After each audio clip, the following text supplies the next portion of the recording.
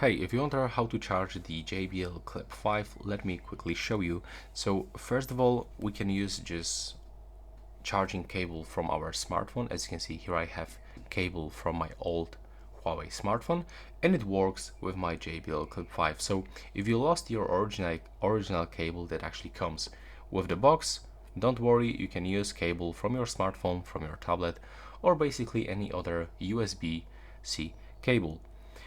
And you can actually connect this second end of the cable, the USB-A, for example, to your PC, to your laptop, to your TV or console, or any device with the power supply. But also you can use the charging brick. I'm also using charging brick from my old Huawei phone.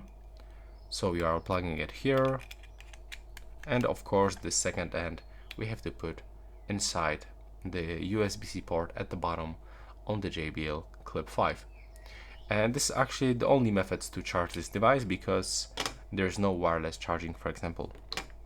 And that's all for this video. Right now, please subscribe to my channel.